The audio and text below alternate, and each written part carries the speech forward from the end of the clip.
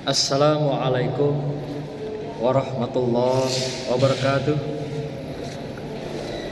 Alhamdulillahirabbil alamin wa bihi nasta'in ala umuri dunya waddin. Wassalatu wassalamu ala asrafil anbiya'i wal mursalin sayyidina wa maulana Muhammadin wa ala alihi wa sahbihi ajma'in. Amma ba'du. Hadirin yang dimuliakan Allah, para jamaah, para ustadz, ustazah, demikian juga para ibu-ibu dan wabil khusus anak-anak santri, santriyah yang dimuliakan Allah. Kembali kita malam ini melanjutkan tadabbur kita.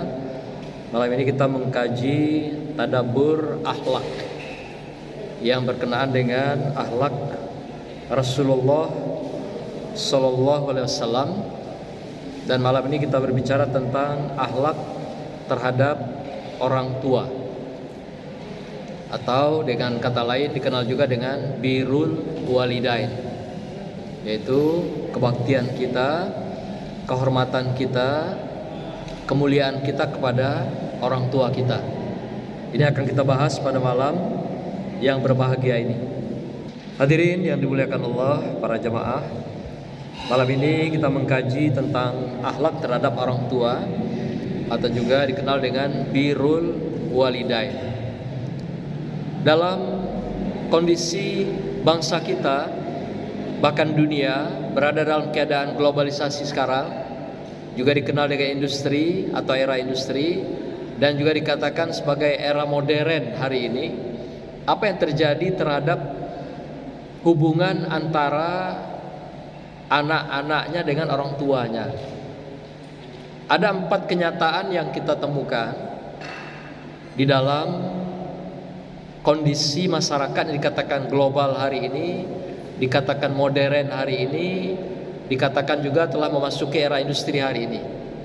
Apa 4 kenyataan itu? Yang pertama adalah di mana orang tua justru mendapatkan pekerjaan tambahan baru dari anak-anaknya. Apa contohnya? Seharusnya orang tua menikmati hari-hari istirahatnya ketika dia memasuki hari senja. Tapi apa gawenya? Dikasih pekerjaan baru oleh anak-anaknya. Jadi apa? Jadi tukang asuh, jadi babysitter di rumahnya.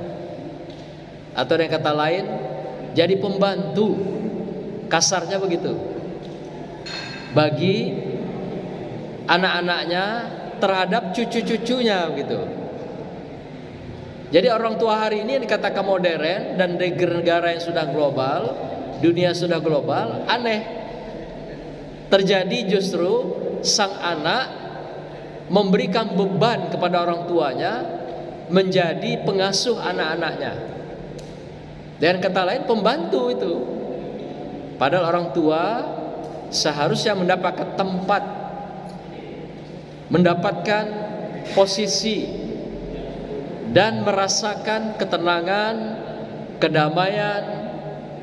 Demikian juga seharusnya tidak punya beban lagi, beban pikiran, beban lahir dan batin, beban fisik. Malah beban-beban juga kadang sampai ke beban material, materi kehidupan masih dibebankan pada orang tuanya. Yang kedua, lebih tragis lagi, orang tua oleh anak-anaknya ada yang ditaruh di panti jompo. Ya, Bapak Ibu, alasannya mereka sibuk, pagi kerja sampai sore sampai malam, tidak sempat ngurus orang tuanya, sehingga diletakkanlah orang tua ini di rumah jompo. Rumah jompo itu artinya rumah di mana tempat orang-orang tidak bisa memelihara orang tuanya, sehingga orang tua itu diserahkan kepada rumah jompo. Nah, mana yang merasa mereka mengikuti perkembangan budaya dan pendidikan, Ada di antaranya mereka menyiapkan babysitter. Walaupun dia titip sama ibunya, orang tuanya, tapi dia siapkan ada pembantu untuk membesarkan, memelihara anaknya itu di samping di bawah asuhan orang tuanya. Ada juga yang keempat modelnya, mereka meletakkan, menitipkan di lembaga pendidikan anak-anaknya itu. Jadi tidak membebani orang tuanya. Jadi mulai pagi ketika mereka ke kantor, sekarang kan banyak sekolah terpadu. Ada sekolah Islam terpadu, ada juga sekolah-sekolah umum terpadu yang mulai dari pagi sampai sore menerima titipan anak, di samping mereka memberikan pembelajaran sambil bermain di lembaga pendidikan itu.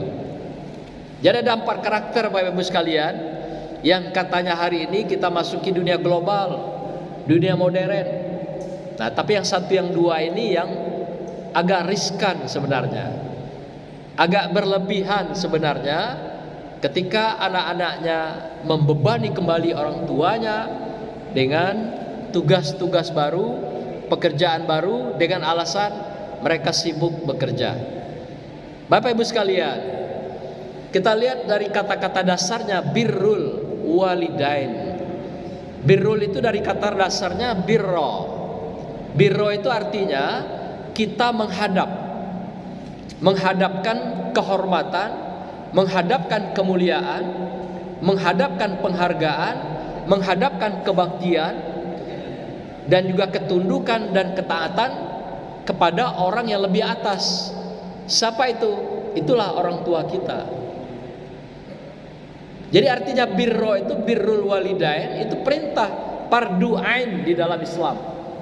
Fardu ain itu artinya kewajiban setiap anak menghadapkan kehormatannya itu kepada orang tuanya.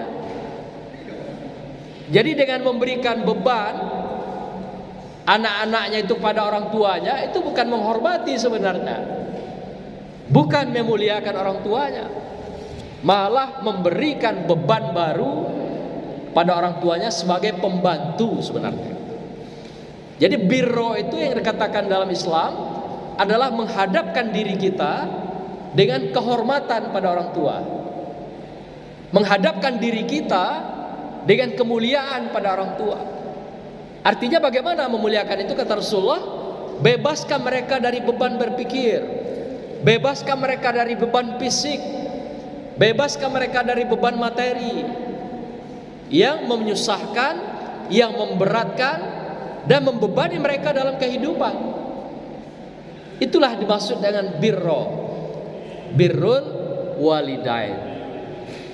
Tapi apa kenyataan terjadi hari ini? Katanya modern, dengan alasan macam-macam, orang tua dibebani. Jadi bukan kehormatan yang diberikan pada orang tua, tapi malah beban. Orang tua juga kadang-kadang enak pula, nikmat pula dibebani itu kadang-kadang gitu kan. Padahal cara-cara mereka itu kalau menurut pandangan Islam dianggap tidak beradab, tidak beretika, tidak berakhlak gitu. Bayangkan kita sudah ngurus anak 9 orang misalnya, sampai ada 12, ya Pak, lah jatuh bangun, ya urus anak itu. Cucunya masih lagi dikirim ke kita lagi, dibebani lagi kayak dia dulu kita urus waktu masih anak-anak itu. Bayangkan. Inilah dikatakan di dalam pandangan Islam, berarti mereka bukan menghadapkan kemuliaan itu kepada orang tuanya, kehormatan pada orang tuanya, tapi justru menciderai, ya, merendahkan, menjatuhkan martabat orang tuanya. Nah, Bapak Ibu sekalian, ini bukan kritik ya terhadap Bapak Ibu yang hobi ngurus cucu ya. Nah, ini ajaran Islam yang saya berikan pada Bapak Ibu sekalian, mengingatkan kita semua gitu, supaya anak-anak juga sadar dan kita sadarkan gitu. Jadi konsep dasar birrul walidain, akhlak terhadap orang tua itu menghadapkan kehormatan, bukan ngasih beban gitu, bukan ngasih gawe, apalagi menjadikan orang tua pembantu. Kasarnya apa? Menjadikan orang tua babu. Masya Allah ya. Ini yang tidak sesuai dengan syariat Islam. Nah, Bapak Ibu sekalian, Kita lihat konsepnya bagaimana Al-Quran atau Islam memberikan gambaran daripada kita memperlakukan daripada orang tua kita. Kita lihat pada surah Al-Isra yang berbunyi, A'udzubillahi minasyaitonirrajim. Bismillahirrahmanirrahim. Wa qada rabbuka alla ta'budu illa iyyahu wa bil walidain ihsana. Kemudian imma yablaghanna 'indakal kibara ahaduhuma aw kilahuma fala taqul lahuma upi wala tanhauhuma wa qul lahuma qaulan karima. Kata Allah dalam surah Al-Isra ini ayat 23, dan Tuhanmu telah memerintahkan agar kamu jangan menyembah selain Dia. Dia artinya Allah, dan hendaklah berbuat baik kepada ibu bapa. Nah, Al-Quran selalu menyandingkan Bapak Ibu sekalian ketaatan kepada Allah itu dengan ketaatan kita kepada ibu bapa. Artinya apa? Tinggi sekali tingkat kemuliaan orang tua itu di hadapan Allah SWT. Ketika dia menyebut Allah, pasti dia menyebut orang tuanya. Jadi bertakwalah, berbaktilah, sembahlah Allah, kemudian diikuti dengan ketaatan kepada kedua orang tua. Begitu sampai hadis-hadis juga Rasulullah katakan demikian. Artinya begitu mulianya orang tua itu kedudukannya di hadapan Allah Subhanahu wa taala. Oleh karena itu dikatakan dalam ayat ini, dan Tuhanmu telah memerintahkan jangan menyembah selain Dia, dan hendaklah berbuat baik kepada ibu bapakmu. Tadi kata istilahnya birro. Birro itu menghadapkan kebaikan kepada orang tua. Jadi bukan di sini ditekankan jadikanlah ibumu pembantu, jadikanlah ibumu sebagai babu, tidak. Jadikanlah orang tuamu sebagai pengasuh cucu-cucumu, tidak. Tapi yang diminta apa? Kita menghadapkan diri kita dengan kemuliaan pada orang tua. Maka itu dikatakan di ujung ayat ini, jika salah seorang di antara keduanya atau keduanya sampai berusia lanjut dalam pemeliharaanmu. Nah, ingat di sini tidak ada panti jompo. Dalam pemeliharaanmu arti tidak boleh keluar dari pemeliharaan kita. Jadi panti jompo itu memang sebuah model sistem pengasuhan orang tua, model pendidikan di barat. Ya, kalau negara maju itu hampir rata-rata ada. Tapi bagi mereka yang panti jompo itu adalah sebuah kehinaan bagi mereka. Di Singapura saja misalnya. Jadi mereka walaupun usia lanjut, mereka nggak mau masuk ke panti jompo itu. Walaupun anaknya memaksa, mereka nggak mau. Mereka punya harga diri. Walaupun mereka sudah tua dan jompo, mereka bekerja. Walaupun hanya sebagai penyapu jalan, sampai begitu. Jadi kalau anaknya memaksa taruh di jompo, mereka nggak mau. Kecuali mereka yang sudah mengarah ke arah kepikunan, yang sudah tidak lagi punya daya ingat normal dan sebagainya. Tapi mereka masih punya fisik sehat. Kalau anak-anak tidak mau memelihara mereka, mereka bekerja mandiri. Tinggal di rumah-rumah sarang burung, di plet-plet itu. Rumah kecil, mereka hidup sendirian dan mereka bekerja. Dari mulai pagi ngambil part-time, mulai subuh kita lihat sepanjang jalan itu banyak bapak-bapak, ibu-ibu yang nyapu jalan gitu di Singapura. Jam 8 selesai, mereka kembali ke rumah. Nah, part-time mereka digaji juga dengan mencukupi dan memadai. Nah, sampai begitu. Jadi dalam konsep Islam tidak ada panti jompo itu. Jadi semuanya kalau dalam keadaan usia lanjut dan dia dalam pemeliharaanmu, maka sekali-kali janganlah engkau mengatakan pada keduanya perkataan ah. Ini yang maksudnya di sini intinya. Jadi jangankan ditaruh panti jompo, membantah kata-katanya dengan kata ah saja tidak boleh oleh Allah Subhanahu wa taala. Apalagi meletakkan mereka di tempat yang dikatakan tadi tidak diurus oleh kita secara langsung. Jadi berlapis di sana. Kalau kita melawan lagi mereka, kita mengingkari pesan mereka, kita mengingkari perintah mereka, sudahlah tidak memperhatikan mereka, keras kepala lagi, ingkar lagi gitu. Berlapis kita mendapatkan dosa di hadapan Allah Subhanahu wa taala. Maka dikatakan fala takul lahuma uf. Uf itu ah. Jadi jangan kau katakan kata-kata sedikit saja ah. Disuruh begini ah, disuruh begitu ah. Ah itu sudah menunjukkan keingkaran kita. Dan itu dengan kata-kata ah bisa membuat orang tua murtad di hadapan Allah Subhanahu wa taala. Kalau orang tua kita murtad, hatinya mendua, satu sisi ikhlas, satu sisi tidak ikhlas, itu murtad. Maka celakalah kita. Kalau kita sudah celaka, Allah akan cabut rahmatnya, kasih sayangnya di dalam seorang anak. Hati-hati.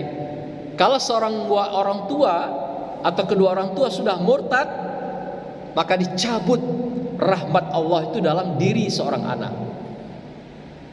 Kalau rahmatnya dicabut, apa yang terjadi?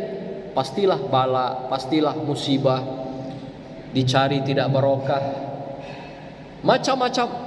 Berdagang akan merugi, rumah tangga akan kacau balau, berantakan. Ini kalau akibat kita melawan, melanggar, durhaka, dan juga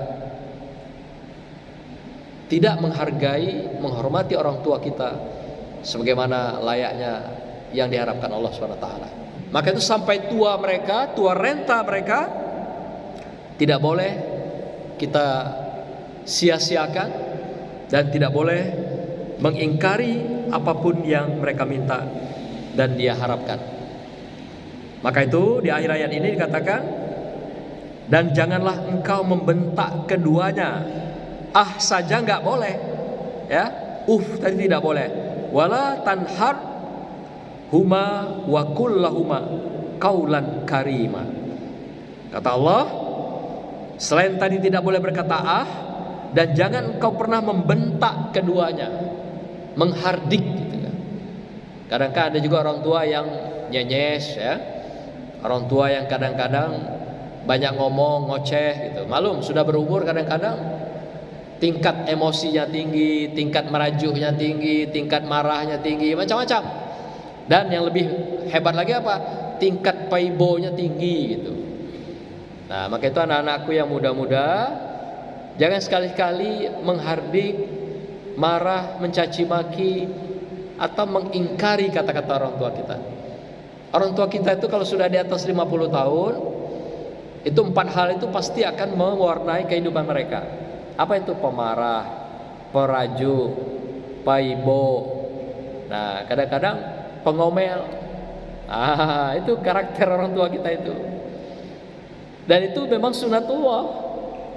Karena putaran kehidupan manusia, dan itu akan melekat pada mereka. Nanti sampai di atas dari 65-70-an, itu sudah mulai menurun lagi. Dalam psikologi perkembangan itu namanya declining. Orang tua kita akan kembali kepada putarannya seperti yang awal lagi, seperti anak-anak lagi gitu. Nah, maka itu kalau sudah 75 ke atas, mereka sering minta dimanja, minta dipuji, minta disanjung, minta beli permen, minta beli es krim, macam-macam. Kadang makannya gak keruan, ya, disuap sedikit, banyaklah keluar. Minum juga begitu, diminum kadang-kadang masuk sedikit, tertumpahnya lebih banyak. Kalau dia makan nyendok, kadang-kadang berserak nasinya. Itulah seperti makanan atau anak-anak kecil yang sudah terjadi perputaran itu. Itu namanya declining. Dan itu pasti kita alami semua. Anak-anakku semua akan mengalami seperti itu. Kami juga akan memasuki masa-masa itu, declining. Perputaran, kembali siklusnya menjadi seperti anak-anak lagi gitu. Nah, maka ini diingatkan Allah, sekalipun mereka sudah nanti menjadi tua renta, jangan diberikan pemeliharaannya pada orang lain. Jangan engkau bantah perkataannya, jangan engkau hardik, kata Allah. Ya, dan tetaplah berlaku pada keduanya dengan perlakuan yang baik dan juga perkataan-perkataan yang baik. Qaulan karima, yang menyenangkan, yang menundukkan, puji-pujian, sanjungan. Ya seperti anak-anak sekalian lah. Ya, mulai kemarin kecil-kecil, senang dipuji, disanjung, senang diperhatikan, dipedulikan. Nah, orang tua kita akan kembali begitu nanti. Siklus itu akan berlaku kembali kepada mereka sampai ajal berpisah dalam kehidupannya.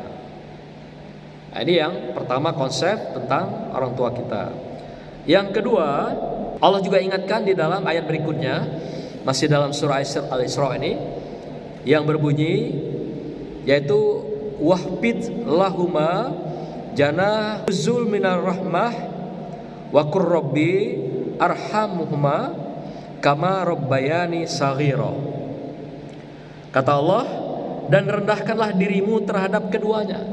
Rendah di sini maksudnya selain perkataan, sikap kita, dan juga ketika kita berhadapan dengan mereka.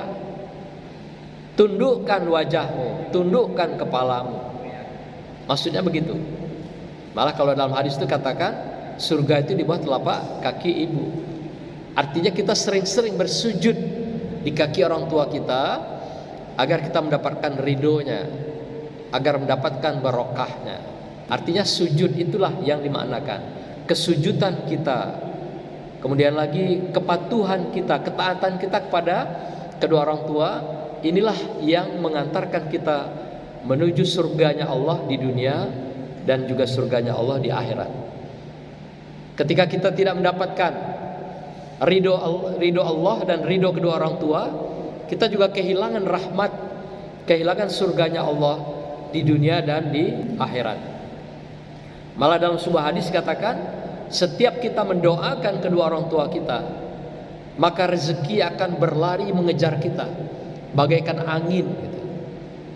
Maka itu sunnah Rasulullah, ketika kita habis sholat beribadah, diwajibkan kita berdoa untuk kedua orang tua itu, ibu bapak kita. Jadi doa itu yang disunahkan langsung itu apa? Pertama adalah hamdalah, yang kedua sholawat, ketiga doakan kedua orang tua kita, keempat doakan anak-anak kita. Nah, kemudian tutup dengan Robbana Atina, doa sapu jagat itu yang wajib dibaca setiap kita berdoa. Jadi doa orang tua itu diwajibkan setiap berdoa. Seperti kita juga mengurus mereka, itu fardu ain, kewajiban setiap individu, setiap makhluk manusia. Wajib itu fardu ain, bukan kifayah.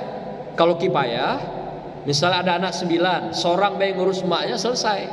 Ini tidak, setiap orang punya kewajiban mengurus kedua orang tuanya. Bukan dibalik, jangan orang tuanya nanti berkewajiban mengurus cucunya, bukan itu. Ini terbalik dunia ini sekarang.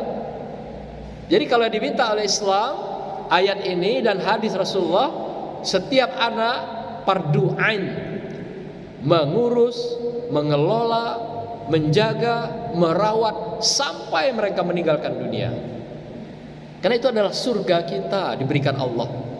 Anugerah Allah berupa surga itu, itulah orang tua kita yang dianugerahkan pada kita semuanya gitu.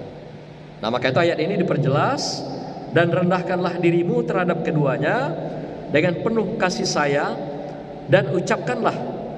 Nah, ini doa ini. Wahai Tuhanku, sayangilah keduanya sebagaimana mereka berdua telah mendidik aku pada waktu aku masih kecil. Jadi ya Allah, ampunilah kedua orang tua kami dan sayangilah mereka. Kemudian lagi berilah kehususan, keistimewaan pada mereka sebagaimana mereka telah menyayangi kami dan mendidik kami waktu kami masih kecil. Jadi artinya ketika kita kecil, orang tua itu sayang nih dengan kita. Sangat sayang, sangat. Nah, itulah kira-kira. Sehingga Tuhan memberikan sebuah ijazah, ya, panduan agar kita mendoakan mereka bagaimana mereka menyayangi kita waktu kecil. Jadi kalau ada orang bilang orang tua yang tidak sayang sama mereka, orang tua yang tidak punya kasih sayang, tidak cinta sama dia, ini kebohongan yang nyata ini dari seorang anak kepada orang tua. Jadi setiap orang tua pasti menyayangi anaknya dengan sangat sayang, seperti mereka waktu kecil. Apakah ketika besar tidak sayang? Sayang juga. Karena sudah diantarkan pada rumah tangga, itu kewajiban akhir daripada orang tua, mengantarkan mereka pendidikannya, mengantarkan mereka kepada agamanya, mengantarkan mereka pada pekerjaannya, mengantarkan mereka pada jodohnya. Habis tanggung jawab orang tua, itu tanggung jawabnya turun ke suami, kalau istri ya, wanita. Tapi posisi orang tua tetap saja tidak akan bergeser. Tadi dikatakan sekalipun mereka sudah tua, jangan diabaikan, jangan dilepas pemeliharaan kamu, jangan diperlakukan dengan tidak senonoh, dan jangan berkata kasar, jangan menghardik mereka, tapi berkatalah dengan kaulan karima. Ini pesan Allah pada kita semuanya di dalam kehidupan yang fana ini. Dalam sebuah hadis dikatakan dengan sangat tegas, ridullah bi ridul walidain, suhtullah bi suhtul walidain. Keridhaan Allah dan keikhlasan Allah terletak kepada keridhaan dan keikhlasan kedua orang tua. Dan sebaliknya, kutukan Allah, kebencian Allah, murka Allah terletak pada kutukan, kebencian dan murka kedua orang tua. Itu tadi dikatakan setiap ayat yang mengatakan jangan menyembah selain dari Allah, di belakangnya pasti selalu diikuti dengan gandengannya, selalulah berbuat baik kepada orang tuamu, birrul walidain, berbaktilah kepada kedua orang tuamu. Bukan yang lain-lain dulu, tapi kepada orang tuamu dulu gitu. Jadi kepada Allah, kemudian kepada manusia. Siapa manusia itu adalah orang tua. Maka itu dalam ayat yang lain dikatakan duriban alaihimuz zillah ainama sukipa illa bihablim minallah wa hablim minan nas. Ditimpakan kamu di mana saja dengan azab musibah dalam kehidupan kamu, kecuali apabila kamu berpegang dengan dua hal: tetap menjaga hubungan ketaatan dengan Allah dan menjaga hubungan ketaatan juga hubungan silaturahim dengan sesama manusia. Siapa manusia itu? Inilah yang paling utama, orang tua kita. Jadi secara ke atas vertikal adalah kepada Allah, secara horizontal pada siapa? Pada manusia. Siapa mereka? Orang tua mereka, orang tua kita. Sekalipun mereka sudah tidak ada, tetap kita memberikan ketaatan kehormatan itu dengan doa-doa terbaik kita, dengan sedekah-sedekah kita, dan amal-amal soleh kita atas nama mereka. Nah, inilah yang dituntun oleh Allah SWT. Bagaimana kita melakukan kesalahan-kesalahan ini kepada orang tua kita. Dalam ayat yang lain juga dikatakan dalam surah Luqman ayat 13 dan 14. Apa yang dikatakan? Yang ayat 13, wa isqala Luqmanu libnihi wa huwa ya'izuhu ya bunayya la tusrik billah inna syirka la zulmun azim. Dan ingatlah ketika Luqman berkata kepada anaknya ketika dia memberi pelajaran kepadanya, wahai anakku, jangan engkau menyekutukan Allah. Sesungguhnya mempersekutukan Allah adalah benar-benar kezaliman, kejahatan, kemungkaran yang nyata, yang besar. Nah, kemudian diikuti dengan ayat berikutnya. Tadi dikatakan bahwa selalu ketaatan pada Allah itu selalu diikuti dengan ketaatan pada orang tua. Ayat 14 dikatakan lagi, wa wasainal insana biwalidayhi hamalathu ummuhu wahnan ala wahnin. Apa dikatakan sini? Dan kami perintahkan pada manusia agar berbuat baik kepada kedua orang tuanya. Mengapa? Kata Allah, karena ibunya, ini lebih khusus pada ibu, karena ibunya telah mengandungnya dalam keadaan lemah, dalam keadaan yang tidak kuat, yang bertambah-tambah. Kemudian selanjutnya juga dikatakan di ujung ayat ini, wapi soluhu pi amaini aniskur li wali walidaika ilayyal masir. Kenapa tadi dikatakan ibunya telah mengandungnya dalam keadaan lemah, dalam keadaan susah, menderita, Yang bertaruh di sana atau taruhannya adalah kematian ketika menghamil atau mengandung anak-anaknya sampai melahirkannya. Kemudian lagi di sini ditekankan lagi oleh Allah, wahnan ala wahnin. Wahnan itu adalah kesulitan, kesusahan, dan berbagai tantangan antara hidup dan mati. Ini dikatakan beratnya tantangan itu, wahnan ala wahnin, antara hidup dan mati. Jadi begitu beratnya ketika seorang ibu melahirkan seorang anaknya ke muka bumi ini. Dan berikutnya menyapihnya dalam usia 2 tahun. Maksudnya di sini menyusuinya sampai 2 tahun. Nah, hari ini banyak sekali ibu-ibu kita yang takut tidak seksi lagi, tidak mau menyusui anak-anaknya. Dikasih susunya anaknya yaitu susu sapi. Ya, maka perangainya tidak ubahnya dengan sapi. Ada juga sekarang susu kambing, sehingga perangai anaknya juga kayak kambing gitu. Bahkan sekarang berkembang lagi susu yang diimpor, susu babi. Kalau anak dikasih lagi susu babi, perangainya pun kayak babi gitu. Subhanallah. Nauzubillahi min zalik. Padahal Allah sudah perintahkan susui selama 2 tahun. Bahkan ayat yang lain dalam Ahqaf itu dikatakan sampai 30 bulan. Kalau 2 tahun berarti 24 bulan. Nah, untuk lebih mantap lagi, lebih hebat lagi anak ini nanti sampai 30 bulan katanya. Atau istilahnya 2 tahun setengah. Ini diberikan amanah oleh Allah agar menyusui anaknya itu. Kenapa?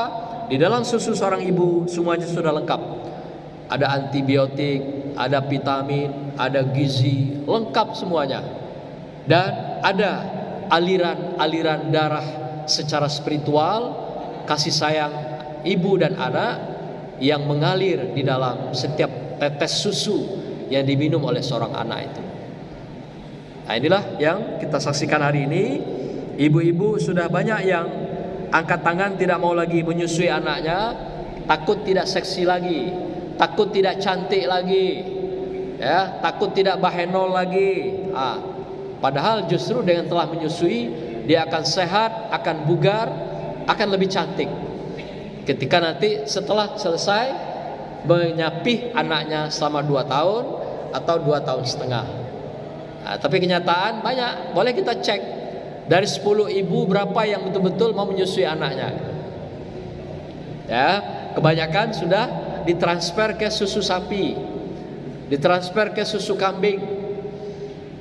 Sehingga jangan heran perilaku anak-anak kita di perubahan-perubahan zaman modern ini juga tidak bedanya dengan kambing dan sapi, atau juga mereka berperilaku seperti babi, celeng gitu. Karena minum susu-susu dari hewan, bukan dari ibunya atau emaknya.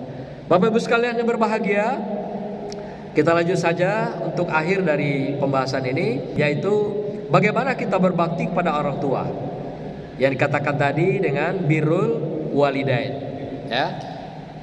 Imam Ahmad memberikan sebuah jalan untuk kebaktian kita, memperlakukan, menghadapkan kebaikan kita itu pada orang tua. Yang pertama adalah doakan selalu mereka. Apakah mereka masih hidup, ada dua-duanya, atau sudah meninggalkan kita. Doakan kapanpun kesempatan kita, wabil khusus setiap sholat wajib yang kita lakukan. Malah Imam Ahmad mengatakan dalam hadis yang lain, barang siapa yang tidak berdoa untuk kedua orang tuanya setelah sholat yang dilaksanakan atau sholat wajib, dianggap anak yang durhaka. Nah, bayangkan. Jadi oleh karena itu Pak Ibu, kalau nanti setelah sholat jangan lupa doakan pada kedua orang tua kita. Karena itu tadi fardu ain. Silahkan tinggalkan doa yang lain, tapi jangan tinggalkan doa kedua orang tua. Dan doa sapu jagat tadi, Rabbana atina fid dunya hasanah. Jadi misalnya alhamdulillahirabbil alamin, Allahumma shalli ala sayyidina Muhammad, masuk doa kedua orang tua. Lalu masuk doa sapu jagat. Sudah tutup. Wassallallahu ala sayyidina Muhammadin dan seterusnya. Itu sudah cukup doa kita, sudah lengkap. Yang lain-lain itu aksesoris doanya, ya, macam-macam. Mau ditambah-tambah silahkan. Tapi dua itu diwajibkan bagi kita, fardu ain, sama dengan kita memelihara dan berikan kemuliaan pada orang tua. Yang kedua, lanjutkan amal-amal soleh orang tua kita. Nah ini kalau bagi orang tua yang sudah tidak ada, ya, apa dulu kesolehan yang dia lakukan? Misalnya sukanya sedekah, ikuti dengan sedekah itu. Kalau suka sholat sunat malam, bangun, ikuti, lanjutkan apa yang dilakukan orang tua kita itu. Kalau mereka suka sekali silaturahim, lanjutkan silaturahimnya. Suka berbagi dan juga suka menolong, lanjutkan. Inilah yang menjadi sunnah Rasulullah.